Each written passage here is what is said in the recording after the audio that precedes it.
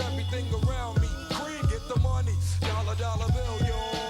What's up, guys? Got another Crowfall video for you today. In this video, we're going to be talking about the brand new class that we got to the test server, which is the Frostweaver. And man, this class is awesome. So the 5.11 patch just came out. Things are pretty rough around the edges, and we have a lot of figuring out left to do. So I don't want you guys to think that this is a guide video. This is absolutely not a guide. Nobody at this point can honestly put out an in-depth guide and not just be talking out of their ass, because we've had no real PvP on the class. The class is brand new. It's a very complex class, and there's really a lot to it. It's going to take a lot of learning, and it'll be interesting to see how people use this class, because there's a lot that you can do with it. So very exciting times. Now, if you're a fan of the Frostweaver, my early prediction is all three specs are going to be very much viable. Now, there are some people that are claiming this is going to be the most OP thing we've ever seen in the game, blah, blah, blah. It's going to break the game in a million different ways. I am not in that camp, or at least I'm in the camp of I'll need to see it to believe it, because right now, all of the testing that people have been doing has been very much theoretical, meaning that it's people in their Eternal Kingdoms going, hey, stand here, and they set up these perfect situations, these perfect House of Cards situations, and the Frostweaver is very good in those situations. But I think actually implementing those strategies in a practical way is going to be a lot more difficult than you think. Similar to Bomb Druids, I'm not a fan of the Bomb Druid mechanic and just the general one-shot nature of that. I don't like it. But there are trap-like mechanics with the Frostweaver that seem particularly overpowered. But implementing those, I think, will be more difficult than people are thinking. So yeah, Frostweaver class is very awesome. So I'm going to talk about all three specs, and we're going to start off with, in my opinion, the most unique spec and probably the coolest spec, and that is the Frostguard. So the Frostguard is a unique role in that it is categorized as a ranged defense character. So it's a ranged tank. So when you pick this promotion, you can wear plate armor with your range, and not only can you wear plate armor, your capstone, your Frostguard capstone, makes your frost armor, which is sort of a little bit of a lackluster ability for the other specs. It's not terrible, but it's not that great. And what frost armor does is it it gives you 35% mitigations, 35%. So take a look at these final mitigations right here. 25, whatever, around 25. So I'm gonna put this down, and anybody can pick that frost armor up. Anybody can pick that up, and when they pick it up, you're gonna see this jump up to 65 or 60. Yeah, math is hard, but yeah, that is super awesome because anybody can pick that up, and the Frostguard gets an improved version of that. So the let's see if it has an updated tooltip. Let's see here. So for the normal non-Frostguards, this frost armor only lasts 15 seconds or until it cracks 3 times, meaning you take 3 hits 1 second apart. With the Frostguard, it is up all the time, and you need to take 5 hits with 2 seconds in between. So what that means is, to explain the mechanic very briefly, you either need to get focused pretty hard for 10 whole seconds to break the frost armor, and that's the only way it's going to break. You have to get focused for 10 seconds straight for the most. And if that doesn't happen, then the frost armor will repair itself, and you're back to having it full and up again and lasts all the time and refreshes. So this is something you're going to want to keep on your teammates. And micromanaging this is going to be very difficult, because who gets the frost armor? You can only put down so many. It takes a lot of mana if you have no ice. So if you're just spamming these out, it's going to blow through your mana. There is a skill to put a bunch of them down all at once, which is my number 5 skill. It completely drains you, though, and that skill, I don't know how great that is. The one issue with this spec is that you can pick up more than 1 frost armor, like you just saw. So I'm going to put down 2 right here. I've got the frost armor buff. Pick it up again. And so it's very easy to waste that. So this, in my opinion, is going to be the hardest spec to play at a maximum value perspective. I mean, it may be one of the more powerful ones, but to get the maximum amount of value and to micromanage that mechanic, to an optimal level is going to take a lot of coordination with not only from your part, but from coordinating with your teammates and knowing when to drop it and when it's worth it and when it's not. So that is a sweet mechanic. I really like that. And then you've got some other awesome utility with your, let's see, where is it? Your Freezing Blast now reduces an enemy's damage by 25%. So you put this thing up and it lowers their damage by 25%. And Freezing Blast is this big ability right there. So you just hit anybody with that. They do 25% less damage. And I believe the debuff lasts 30 seconds. So the uptime on this is like 300%. So those two abilities combined, you're going to reduce your teammates from taking a lot of damage. Personally, I think the Frostguard themselves, like, you as the individual are going to be insanely tanky because keeping up frost armor on yourself, that's a pretty easy task, but putting on your teammates and coordinating that with your teammates is going to be very difficult because it's got, not only do they have to pick it up, it's got like this long cast time, and it's a little bit more tricky than it seems. And again, multiple, the wrong person can pick it up. You let's say you meant to give frost armor to that rock, and some guy runs by and grabs it. There's going to be a lot of coordination with that. So, yeah, it's going to be pretty cool. What else does the Frostguard have that I like? That's really the main mechanic. Really, it's the tankiness and the ability to make your teammates tanky. You get a knockdown on volatile ice, which that's going to be kind of hard to utilize as well because the volatile ice you put down has a delay.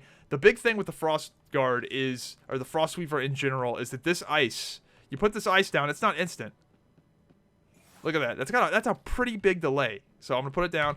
1 Mississippi, 2. Like it's about 2 seconds before it actually goes on the ground. And if you want to put it down and then convert it, it's pretty long. Well, I don't know why that didn't. I guess I was too far away from it. So let's put it down. Let's convert this to volatile ice. So to do that knockdown, I have to put that down and then AoE on it, and then that'll turn to volatile ice, and that'll explode and knock people down. So that's not an easy thing to set up. Now that is an AoE, and if you do hit that on somebody, it's a pretty big play. And if you drop that down in a group, you're gonna knock everybody down. So it is, I think, gonna still be good, but it's not as easy as, it's not fire and forget like a lot of the other CC in this game is. So that's about it with the Frostguard. Super high skill cap, very exciting. I really like the design of that. I think it's gonna take people a long time to actually get results out of this class, or to really push it to its full potential. I think it kind of reminds me of Templar, where Templar now people are sort of starting to see the value in it, and it's just going to take people time to get that group coordination and get that the repetition in to really get it to work. So I think that's about all I want to say for Frostguard. Let's move on to the healer. So let me log out and get on my healer.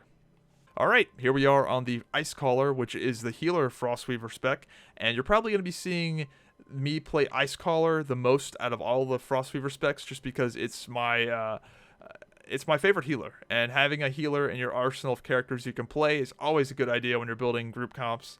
And the Icecaller is really cool, and the main reason I like it is because you can be very aggressive with it in terms of doing damage, and the damage you do can be used to help heal your allies. So the main reason you can get away with it is because of this Icecaller passive, which gives you higher ice formation chance and more support power, assuming you don't completely drain your ice.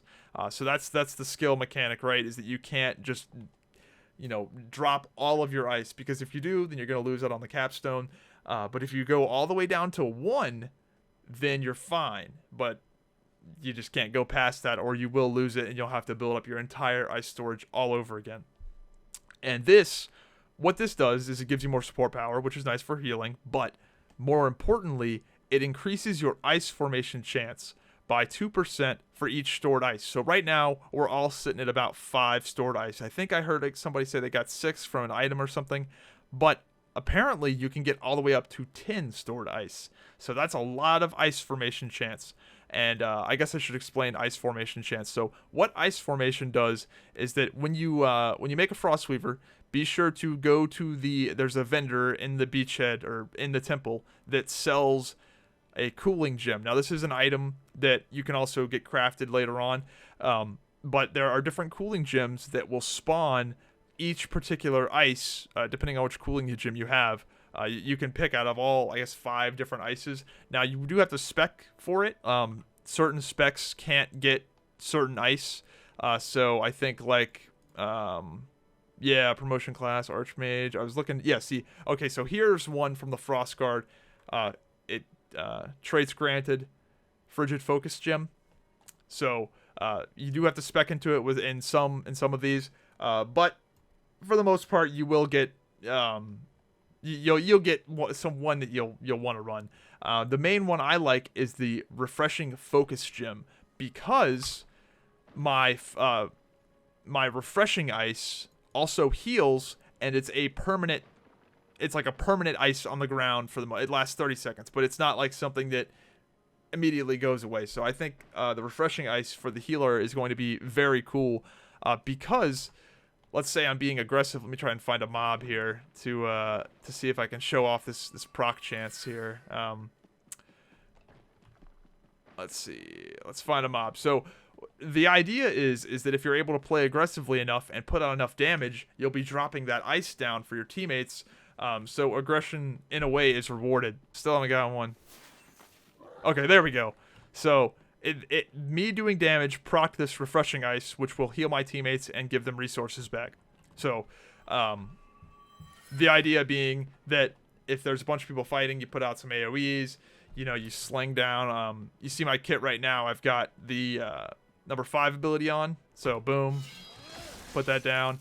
And also, and that'll hit a bunch of people, right? But speaking of aggression, so let's say that you've got a bunch of cooling ice down that you've been using to heal your teammates or whatever, right? So let's simulate that. Let's pretend all that is the refreshing ice, and then you want to go aggressive on somebody, right? Just boom, hit that ability, and now it's the frigid ice, I believe, which is an AoE pulsing debuff or AoE pulsing damage, and if they run over it like that, they get knocked down, and it does even more damage. So I like that the aggression is rewarded. What else? You have very good mana efficiency. So if you stay on top of your this right here, this chill out ability is fantastic. The Icecaller actually when you spec Icecaller and you get one of the talents, this will also heal. So this is going to make your mana efficiency just crazy. As long as you make sure to use that on cooldown, it's going to give you a ton of mana, and also it's going to give your teammates mana. So anybody that's in a group with a Frostweaver, you're probably not going to run out of mana. And it also converts your ice to the mana ice, or the cooling refreshing ice. So let's do that real quick. So that should convert them. And what's cool is if you run the 5 and 6 ability, you can sort of just keep changing these. Now, I don't know if this is a Nintendo mechanic, but you can keep changing this ice back and forth, and it will reset the time that it's on the ground. So, oh, they might have fixed that. Oh, they fixed that bug, I guess. Oh, they fixed it. Well, never mind, guys. That got patched, so I guess that was not intended. Well, you learn something new every day. So what else on the Icecaller that I really like?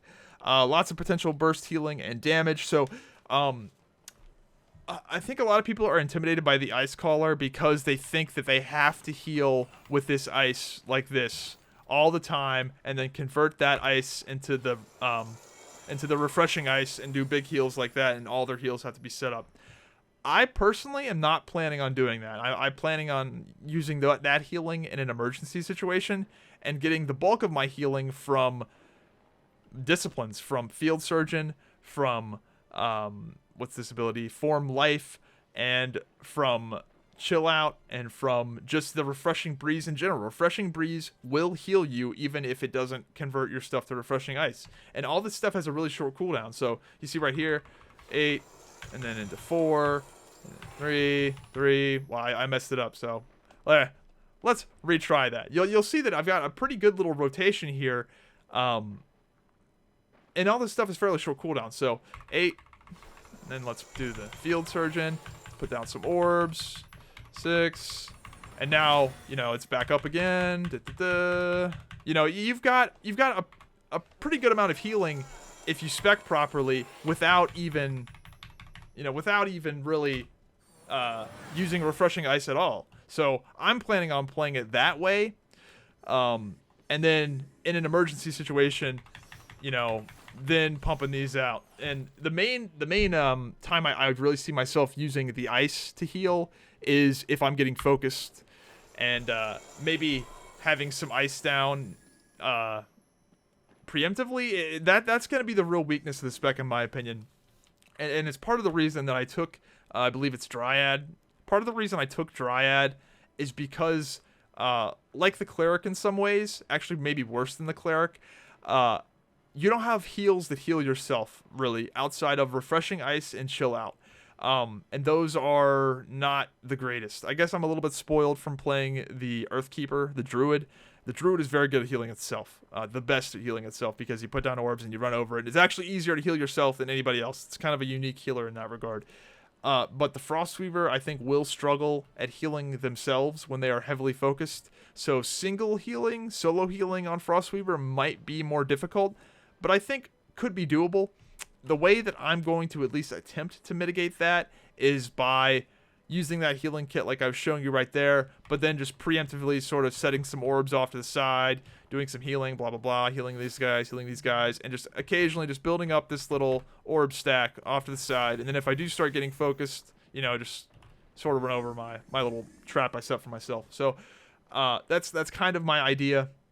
But who knows? Who knows how hard that'll be to implement? Who knows how this will all practically work out? But I am... a lot of people are doom and gloom about the Frostweaver healer. They I don't know. I guess they just don't like the idea of refreshing ice, and they think that that's the only way they can heal. But I am on the more optimistic side. I think that spec will be pretty good. So we'll see. But I like it. I do really enjoy it. I think it's going to be a fun class just for the actual player, because you can be so aggressive and because your aggression is rewarded. No other healer can really go and get rewarded like the Frostweaver can for playing aggressive. So I enjoy that. I think that's all the notes I have on that. You got the mana regen with your group utility. That's going to be huge, man. Everybody's going to want, other healer. If you have another healer in your group, or you have a confessor in your group, or somebody that just burns through mana, like, I don't know if it's still the case, but the Radical Cleric, man, if I was a Radical Cleric and there was a Frostweaver in my group that was good about keeping that chill out up, I would love that guy, because he's just taking away the weakness of your class in terms of mana, because this thing is up all the time. I mean, it is up all the time. So I like that. What else? I think that's about it for the healer. Now, let's talk about the damage. So the damage spec is the only one I haven't personally played, but it is the most popular one and is probably the most straightforward. You don't gain any new abilities, and all of your abilities pretty much have the same rotation usage. Everything is very straightforward. Frigid Ice, it just does double. Crystal Lance, it just works above 50% and has no cooldown under 50%. It makes your volatile ice better. Archmage. I can't even remember what this does. Yeah, Shatterstorm just procs more stuff. So it very much just makes all of your stuff better. It doesn't really change up too much. This right here, though, okay. I don't know about this one, Chief. This seems a little too good. Volatile ice decreases an enemy's anti-crit by 7%, can stack 5 times. Now, I don't know how fast this stacks, so maybe to get the 35%, they have to get hit with Volatile Ice 5 times in a row fairly quickly. I don't know the debuff limit or the debuff time on that. Maybe it's only 15 seconds. So maybe getting this up to 35% isn't super practical and isn't going to be something you see with high uptime. But Jesus, that's a lot of anti-crit, like a whole lot. To put that in perspective, the Conqueror Merm, who puts anti-crit on people as their capstone, is 15%, stacking 5 times at a 15-second cooldown, only on CC'd mobs, only on CC players. So that's pretty good. So what do I think about the DPS? It's good. Like it is damn good. It is maybe the highest DPS in the game right now. It's sort of hard to say. There are, I think, some issues. Like it's not all butter for the Frostweavers. Main one being survivability. So leather armor and no Confessor ult. Let's just look at the ultimate. So the ultimate you're going to be using, because this one won't do anything. The healing ult won't do anything hardly if you're a DPS. But all this does is give you a barrier. In terms of survivability, all this does is give you a barrier. Does not move you anywhere. It's not like the Confessor ultimate. Imagine a ranger without the lifesteal and without the range. It's yeah. So they're gonna be in. I guess they have a little bit of a range bump. They're gonna be still be pretty close. What is it? 37 meters. Increases range distance bonus cap by 7. So they're gonna be at about, I don't know. They're not gonna be that far away really. So they will explode, because if they get pulled in by a knight, if they get pulled in chain bash, like it's done. Like they are gonna get owned by that, which is good, because if they didn't.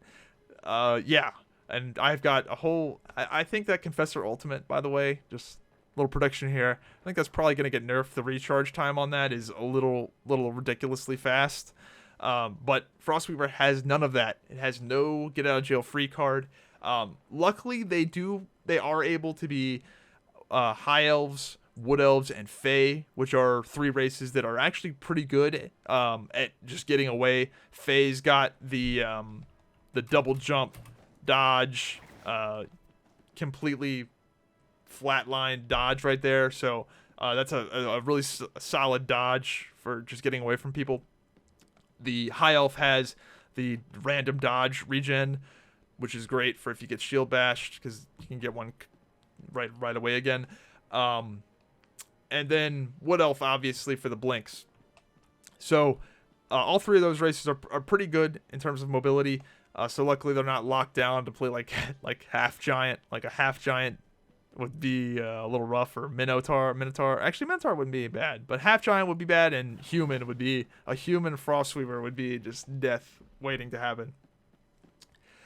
Anyway, so I think their survivability is questionable.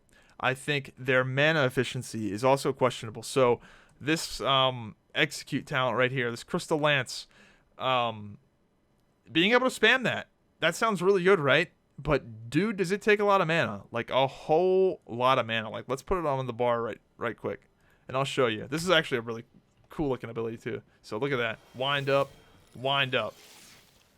That's a good chunk of mana to just spam that out. Like that's like what?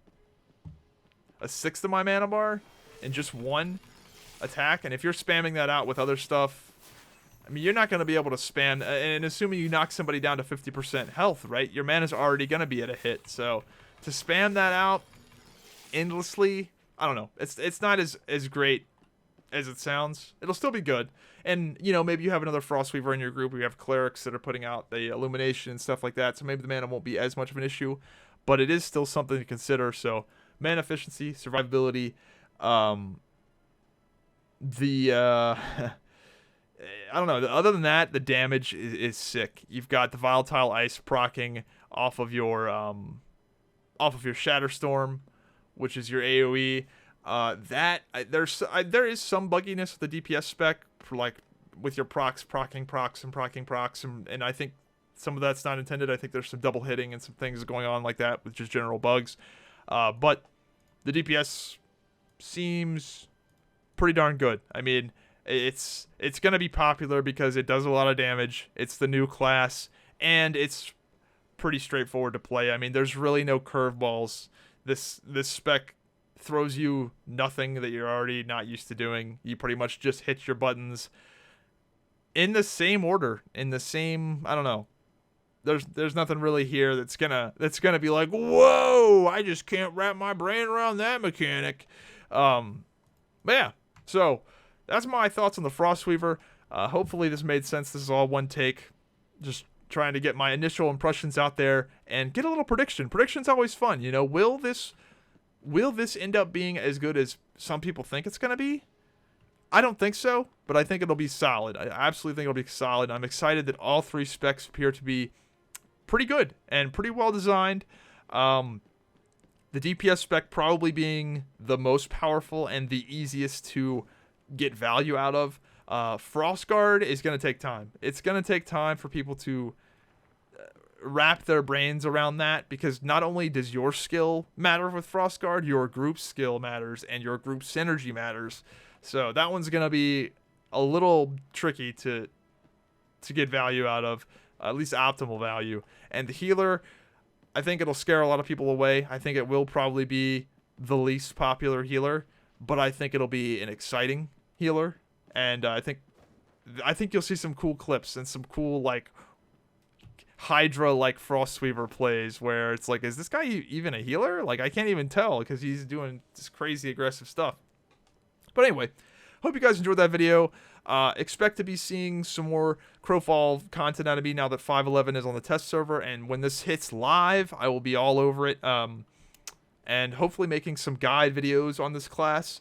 But anyway, hope you enjoyed the video. If you're interested in Crowfall, be sure to sign up with my referral link in the description down below. If you sign up with that, you will be getting into the beta for free when those beta waves start, which will be pretty soon. I mean, once this patch hits the live server, that is beta, and then the beta waves will start coming out. So do that now. Absolutely sign up now for sure. And also, if you end up buying the game, you can get into the test server right now, and you will just guaranteed have access when it starts. So, yeah. Be sure to at least sign up, though. Absolutely sign up. And you get a little discount, 5% off. So, do that. I think that's about all I wanted to say on the Frostweaver. I apologize for this rambling video. But there's a lot to talk about. And I just can't talk about all the mechanics in general. Because if I was to talk about all... Here's just... I know some of you guys don't play this game. But look at this one ability. Like, this one tooltip. Like, if I was to explain this class, like, look at that. So, that's why I did a very... 10,000 foot view of this, because if I was to go into the weeds, man, we would be here for a while. So anyway, catch you guys in the next one.